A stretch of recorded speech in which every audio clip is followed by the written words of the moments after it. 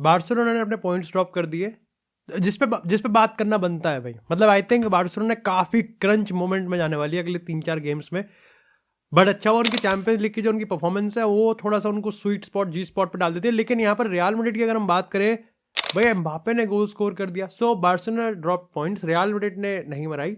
United ठीक है United में थोड़ा कॉन्ट्रोवर्शियल हो सकता है, हाउएवर होना नहीं चाहिए। बट सबसे पहले यहाँ पर बार्सिलोना के गेम से बात करते हैं। It was a bad game. मेरे को लगता है कि आई थिंक हंसी फ्लिक के अंडर सबसे टूथलेस गेम होगा। और ना चाहते हुए भी देखो, of course Lamine Yamal is like the face of Barcelona. Without Lamine Yamal ये बार्सिलोना काफ़ी कमज़ोर पड़ती है। इवन इफ आप चाहे यहाँ पर लेवेंडोव्स्की, चाहे आप रफीनिया, कितने आप बैलन डोर शाउट दे दो, कितना ही कुछ कर दो, लेकिन इट्स लमीन यमाल जो कि 4-5 फ्लोर ऊपर ही ले जाता है बार्सिलोना को। बट आज पहली बार अभी तक हम 4 महीने के अंडर हंसी फ्लिक की इस बार्सिलोना को देखते हुए आ रहे हैं और इन्होंने बहुत अच्छी टीम्स को हराया और बहुत अच्छा गेम भी दिखाया है। ऑफकोर्स अगर अटैकिंग फ्रंट पे बात करें, लेकिन सोलली लमीन यमाल पर डिपेंडेंट वाला ये पहला ही गेम होगा। इसके बाद शायद से ये पहला ही गेम होगा जहां पर मैं कह सकता हूं कि कासाडो की परफॉर्मेंस और पेड्री की परफॉर्मेंस भी थोड़ी सी डाउन द स्लोप ही गई। अब इसमें ये नहीं कह सकते कि real Betis same, I think दोनों गेम्स में, यूनाइटेड वाले गेम में और बार्सिलोना में, आई थिंक दोनों टीम में अपनी अपनी खामियां थी गेम में, लेकिन ओपोनेंट्स ने भी सही खेला। अच्छा, मैंने नॉटिंघम फॉरेस्ट ने तो काफ़ी अच्छा खेला, बट अगर रियल बेटिस की बात करें तो उन्होंने बार्सिलोना को हर्ट करने के लिए जो टैक्टिक्स अपनाई थी, that was actually very effective. अब देखो, सबसे बड़ी प्रॉब्लम जो हो रही है ना हंसी फ्लिक की इस टीम के साथ, वो ये है कि इनका प्रेस और इनकी हाईलाइन दोनों जो कि स्टार्टिंग में बहुत इफेक्टिव हो रहे थे ना, वो मैजिक हटता हुआ जा रहा है। जो एक चीज कंसिस्टेंट है वो ये है कि लेवेंडोव्स्की स्टिल गोल मार रहा है। लेवेंडोव्स्की को आप फीड करोगे, वो 36 साल का अंकल वो फोड़ देगा भाई, वो फोड़ देगा। वो सामने कोई भी टीम हो वो फोड़ देगा। बाकी एस्पेक्ट्स में मैं नहीं कह सकता कि Lewandowski has been undisputed, but जरूरत भी नहीं है। ठीक है, लेवेंडोव्स्की जो सबसे प्राइम काम है वो कर रहा है अभी, और अच्छे लेवल पे कर रहा है। फीड करने के लिए उसको बाकी के प्लेयर्स हैं। दूसरी चीज जो कंसिस्टेंट है वो है भाई lamin Yamal. He is been चुम्बेश्वरी भाई।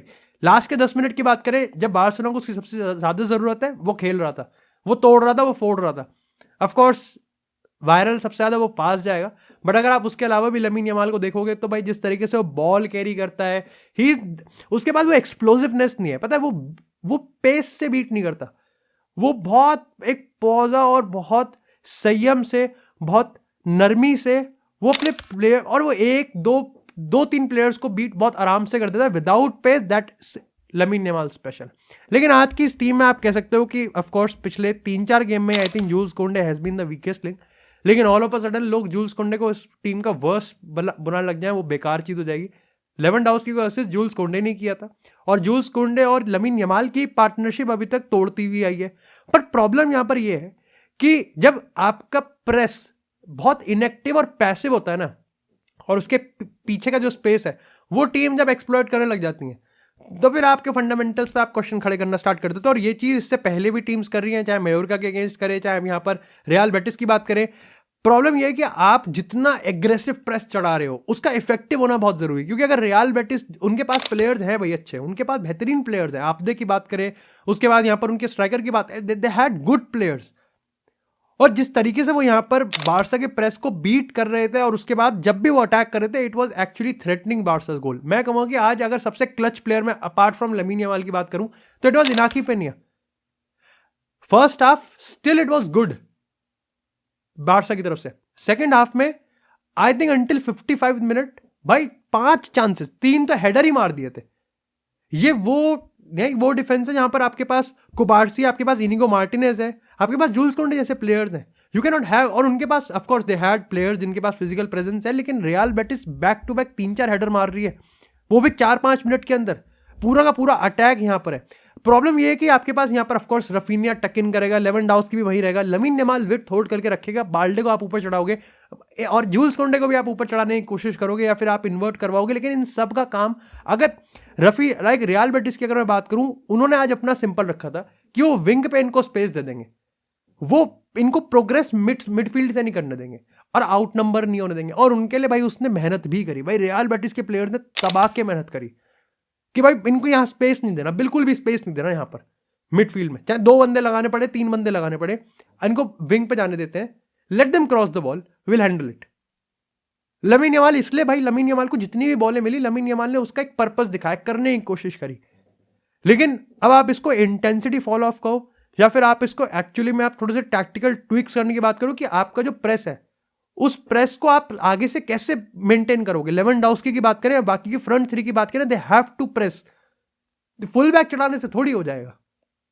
फुल बैक आप चढ़ा दोगे और अगर आपको बॉल नहीं मिली और अब यहां पर अगर आपका प्रेस बेकार गया तो आपके पीछे का जो स्पेस है सारा खाली है, सारा का सारा खाली है। दूसरी चीज ये कि जो आपकी हाई डिफेंसिव लाइन है, we are getting at that point जहां पर शुरुआत में अपन लोग कह रहे थे कि जैसे रियल मैड्रिड का गेम इसको पकड़ते हैं।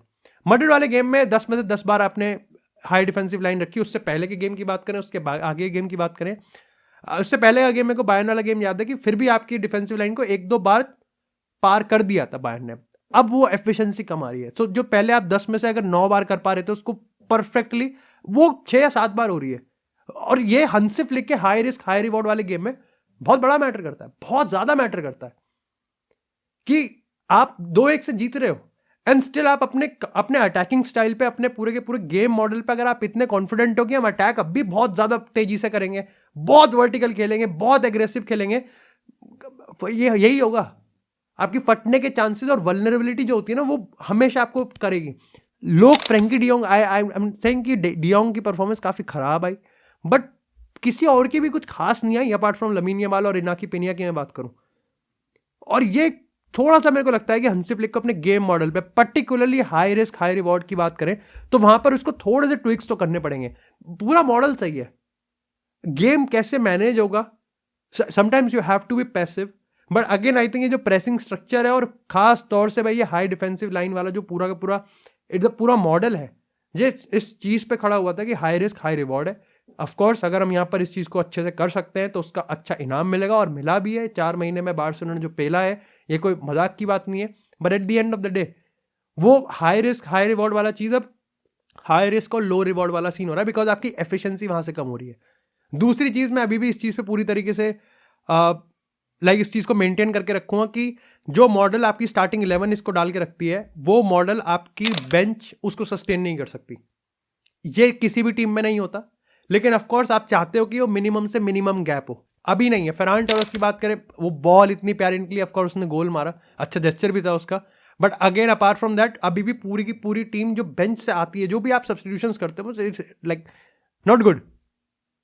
जूल्स कुंडे को स्केप गोट करना which would be good, but again which नहीं, जो कि अच्छी बात नहीं होगी, लेकिन जूल्स कुंडे की परफॉर्मेंस थोड़ी थोड़ी लग रही है। बट अगेन जूल्स कुंडे जो कर रहा है, आप किसी और को डाल के देखोगे, मे बी हेक्टर फोर्ड उस चीज को कर सकता है नहीं, बट अगर पिछले 3-4 महीने के सैंपल की बात करें सब थोड़ा सा हार्श हो जाएगा जूल्स कुंडे पे, जस्ट बिकॉज। बट हाँ, ये है कि पिछले 3-4 गेमों में लैप्स देखने को मिले हैं, बट आई थिंक लैप्स मिल रहे हैं हमको स्ट्रक्चरल इश्यूज पे भी, और हंसी फ्लिक को इन चीजों को भाई सेटल करना पड़ेगा। वो इंटेंसिटी बिल्कुल भी ड्रॉप ऑफ नहीं करवा रहा। गुड थिंग इज कि अराउओ वापस आ रहा है, but the bad thing is कि I think Inigo Mart, I think it's game of full backs. ये फुल बैक्स और आगे की स्ट्रक्चर का पूरा खेल है। मिडफील्ड भी लगता है तुमको कि अगर हम कैसेडो की बात करें, पेड्री की बात करें, डैनी ओल्मो की बात करें, लेकिन इसी के साथ और ऑफ कोर्स वही चीज़ है ना कि आपने एक गोल खा लिया जहां पर आप गेम को अच्छे से मेंटेन कर सकते थे, गेम चला सकते थे, और आपने यहाँ पर 2 पॉइंट ड्रॉप कर दिए। You just gifted real Madrid another chance, जिसने ले लिया वो गेम, जिसने वो चांस लिया। और अगर रियल मैड्रिड अपना गेम जीत जाती है तो वो बार्सिलोना से 1 पॉइंट ऊपर चली जाती है। अगेन इसका बहुत इजी काउंटर है कि लीग बहुत लंबी है और ऐसा नहीं है कि रियल मैड्रिड को अनबीटन जाने वाली है, ठीक है, बट वही चीज़ है कि ट्विक्स तो फिर भी चाहिए होंगे। वो तभी होगा जब ट्विक्स आप करोगे अपने सिस्टम में। लेकिन इसी के साथ अगर बात करें यहाँ पर मैनचेस्टर यूनाइटेड की, तो इंटरेस्टिंग गेम था, मेरे को अच्छा लगा गेम। सेकेंड हाफ थोड़ा सा वैसा बवाला वाला गेम हो गया, बट आई थिंक ब्रूनो की गलती, या फिर ब्रूनो की गलती से आप उस परफॉर्मेंस को डिफाइन नहीं कर सकते, ठीक है। ब्रूनो की अगर मैं कॉन्स की बात करूं, वो आई थिंक उसका स्ट्रक्चर, लाइक उसकी पोजिशनिंग है। अमोरिम अभी भी like he still figuring out कि भाई कैसे यहाँ पर ब्रूनो को यूज करना पड़ेगा, but as a number 6 I don't know, like बहुत ही ज्यादा डीप यहाँ पर आ रहा है ब्रूनो फर्नांडिस और वहां से क्रिएट करने की कोशिश कर रहा है। बट इसमें यह भी है कि अमोरिम के पास उसका कोई तोड़ भी तो नहीं है, और कौन करेगा क्रिएट, कोई कर ही नहीं रहा, किसी पर है ही नहीं। माइनो हैज बीन एब्सोल्युटली ब्रिलियंट। मैं कहूँगा कि यहाँ पर डिलिट और लिसांद्रो मार्टिनेज की पासिंग इलीट है भाई, बेहतरीन। बट डिफेंडिंग के मामले में दोनों ही अजीब से हैं। मतलब आई थिंक आज की डिफेंडिंग की बात करूं तो लेनी यूरो की बात करूं, डिलीट की बात करूं, या फिर मैं लिसांड्रो मार्टिनेज की बात करूं, तीनों में से कोई भी टेरिटोरियल डोमिनेंस नहीं बना सकता, कमांड नहीं कर सकता। मैगवायर कर सकता है, और आई थिंक मैगवायर आया भी इसलिए था क्योंकि मैगवायर को दो चीज़ों के लिए रखा गया था। एक तो ये था कि मैगवायर को यहाँ पर एरियल डुएल्स के लिए रखा था, और दूसरी चीज़ ये था कि लिसांड्रो के साथ साथ मैगवायर की भी इलीट पासिंग है, वो भी अच्छी पासिंग करता है। और यही चाहिए था कि अगर नॉटिंघम फॉरेस्ट लास्ट के अगर 15 मिनट में वो लो ब्लॉक जाने वाले हैं और वो 3-2 की डिफेंडिंग उसको डिफेंड करेंगे, देन यू नीड मैगवायर कि भाई वो थोड़ा चढ़ के खेले और वो अच्छी पासिंग करे, जो कि ऑफकोर्स तो आप कह सकते हो कि अमोरिम के जो रोटेशंस आए, जब उसने गार्नाचो को भी बाहर किया, जो कि मेरे को लगता है कि गार्नाचो के तो पिछले पता नहीं कितने ही गेम से यहाँ पर he is just not putting, अच्छा आउटपुट नहीं आ रहा उसका, बहुत ही ड्राई पैच आ रहा है उसका। अगर हम यहाँ पर राशफोर्ड की बात करें, हॉयलैंड की बात करें, सो दे आर एक्चुअली, देखो मेन चीज ये है कि ऑफकोर्स ये गेम हारेंगे और गेम जीतेंगे भी, बट मेन चीज ये है कि अमोरिम स्टिल अपनी आइडेंटिटी को इंस्टिल कर रहा है, और वो एडमेंट है कि आइडेंटिटी चलेगी और चल सकती है। भाई कोई भी पॉइंट नहीं लेना चाहिए कि नॉटिंघम फॉरेस्ट बेहतरीन खेले। गिब्स वाइट की बात करें, क्रिस वुड की बात करो, भाई उसने उस हाइट पे उस बॉडी स्ट्रक्चर के साथ क्या फिजिक मेंटेन कर रखी है। गोल देखो ओनाना ने करी तो बकचोदी, वो तो बहुत ही अनडिफेंडेबल ऑफेंस है जो ओनाना ने वो गोल खाया, बट इसके साथ जो दूसरा गोल खाया क्रिस वुड्स का हेडर बहुत सही था, बट कोई प्रेशर नहीं है, कोई नॉटिंघम फॉरेस्ट का बंदा आप पे अटैक नहीं कर रहा, और आप स्टिल 3 बंदे लिसांड्रो मार्टिनेज, डिलीट और ओनाना उसको जाने देते हैं। दैट्स लाइक वो कंफ्यूजन है, वो पैनिक कर रहे हो आप यहाँ पर। इसके साथ ही मेरे को लगता है कि अभी अमोरिम किस तरीके से प्रेस कर रहा है, किस तरीके से लाइक आउट ऑफ पोजीशन उनका स्ट्रक्चर है, किस तरीके से उनकी टीम को प्रेस बैठ, it's all in work, construction हो रहा है। मेरे को लगता है आने वाले टाइम में हमको मेसन माउंट को ज्यादा गेम मिलेगा। उगारते हैज बीन एब्सोल्युटली बॉलर, मस्त भाई मस्त। उगारते अपनी पोजीशन पे खेल रहा है। आई थिंक इस पॉइंट ऑफ टाइम पे उगारते, ब्रूनो भी इस गेम में सही खेला, it's all about this positioning. उसकी पर्सनल परफॉर्मेंस तो बहुत सही आई, बेहतरीन। जो उसने खुद गोल मारा वो उसने खुद ही बनाया, उसने यहाँ पर आउट लाइक पूरी डिफेंस लाइन और मिडफील्ड लाइन को नाप दिया, यहाँ पर अहमद को डाला। अहमद हैज बीन गुड यार, रिवेलेशन। उसकी ड्रिबलिंग में आपको एक स्मूथनेस दिखती है, एक्सप्लोसिवनेस है उस बंदे में, और उसका आईक्यू भी अच्छा है, सो उसकी डिसीजन मेकिंग भी अच्छी है। माजुराई अगेन गुड, लेनी यूरो को स्टिल टाइम लगेगा, सो अच्छी बात है कि उसको टाइम मिल रहा है। तो अमोरिम अच्छी चीज लाइक फंडामेंटल चीज़ों को अच्छा कर रहा है, रोटेशन दे रहा है, चांस दे रहा है, अपॉर्चुनिटीज दे रहा है, वो पकड़ पा रहा है। बट ये टीम स्टिल एरिक टेन हैग की है, इसमें पर्सनल्स वही है कि जो कि ना ही एरिक टेन हैग के सिस्टम को चला पाए हो और ना ही वो अमोरिम के सिस्टम को चला पाएंगे। तो अंटिल आपको 2-3 महीने तो आई थिंक अमोरिम को आपको टाइम देना पड़ेगा। अगर अमोरिम अपनी इस आइडेंटिटी से ही हटके कि ना अब तो सीधा गेम ही जीतना है, देन यू कैन सेंस कि भाई इस पे प्रेशर बन रहा है। लेकिन इसी के साथ यार बात करते हैं थोड़ी सी रियल मैड्रिड की। चांस मिला और आपने वो चांस लिया, ये बहुत रेयर है। बार्सिलोना ने लाइक वहां पे फंबल किया और आपने वो चांस लिया और फैशन में लिया, पर्टिकुलरली तब जब एटलांटा के अगेंस्ट हमारा पेनल्टीमेट यहाँ पर गेम आने वाला है कि हम चैंपियंस लीग में क्या उखाड़ने वाले, क्या उखाड़ने नहीं वाले। एम्बापे ने गोल मारा, एम्बापे ने कुछ फेजेस में, कुछ मोमेंट्स में एम्बापे ने एम्बापे वाली हरकतें करी, but this was not Mbappe show. ये मेरे प्रिय दादाजी का शो था। Modric, Bellingham and Bellingham, seriously भाई, Jude Bellingham is him, Jude is Jude भाई। जूड बेलिंगम के बिना रियल मैड्रिड नहीं चल सकती। जूड बेलिंगम के बिना रियल मैड्रिड कुछ भी नहीं कर सकती, ना ही ये डिफेंड कर सकती, ना ही ये मिडफील्ड चला सकती, ना ये गोल मार सकती। How many times Jude Bellingham ने रियल मैड्रिड को रेस्क्यू किया है, जबकि कोई भी प्लेयर चाहे कितना ही अच्छा खेल रहा हो, जूड बेलिंगम अगर आप उसके गोल्स और असिस्ट के आउटपुट को भी हटा दोगे तब भी वो इस गेम का मैन ऑफ द मैच है। और अगर आप उसके सिर्फ असिस्ट और आउटपुट को भी देखोगे, सिर्फ गोल को देखोगे, तब भी साला वो मैन ऑफ द मैच है। वो है भाई, मजदूरी करता है, भागता है, प्रेस करता है भाई, वो पासिंग करता है और उस इंटेंसिटी को मेंटेन करता है, और उसका आईक्यू सेक्सी। टैक्टिकली आज ब्राहिम दियाज को लेफ्ट पर डाला गया, आर्दा गुलर को राइट पर डाला गया, और यहां पर लाइक बेलिंगम और एम्बापे को ऊपर चढ़ा के खिलाया गया। आपने मॉड्रिच का और वाल्वर्दे का पिवट खिलाया, आपने मिडफील्ड डुओ बहुत बढ़िया था। मेरे को लगा उन्होंने बॉल बहुत अच्छी चलाई, particularly Modric has been fluent. वो बहुत अच्छे स्पेसेस को पकड़ रहा था कि यहाँ पर अगर रूडिगर और चुआमेनी के साथ वो एक लेफ्ट साइड पे आ जाता था और फिर वहां से गेम खोलता था।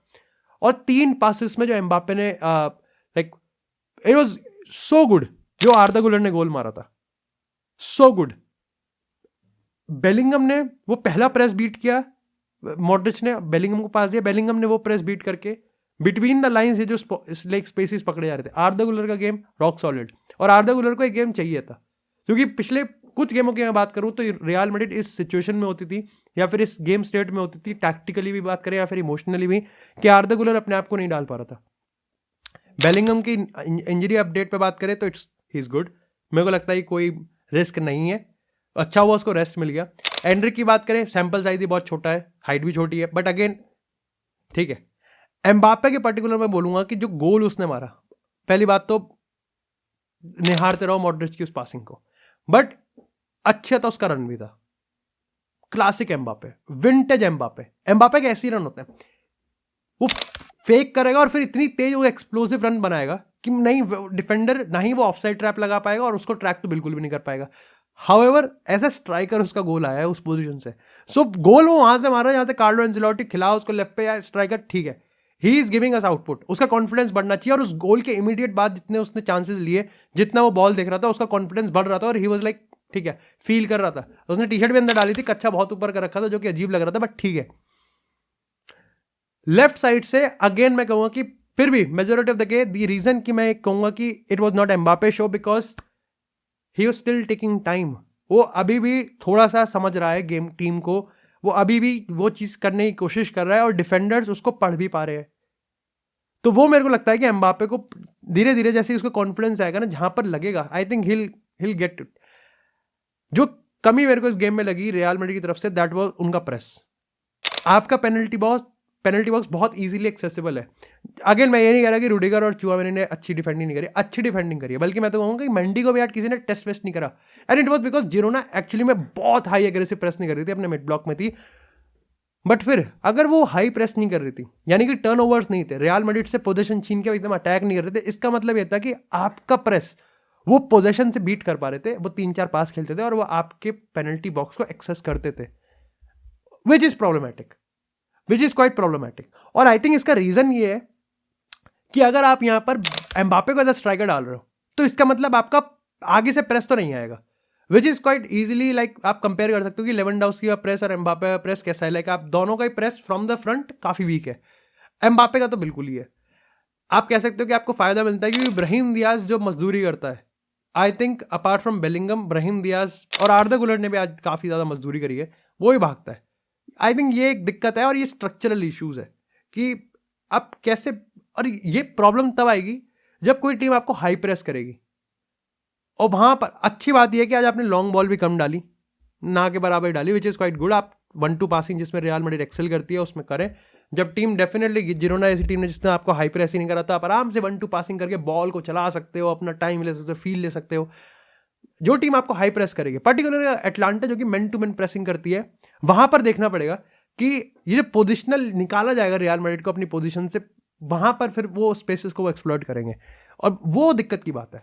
But apart from that La Liga में तो भाई इट वाज टुच की टुइयां। सुनी जो भी कब थी कानों में मजहब की, पता क्या औकात है पानी में बर्फ की, सीने में भपकती लौदा जुल्लत की, अंदर से सब खोखले की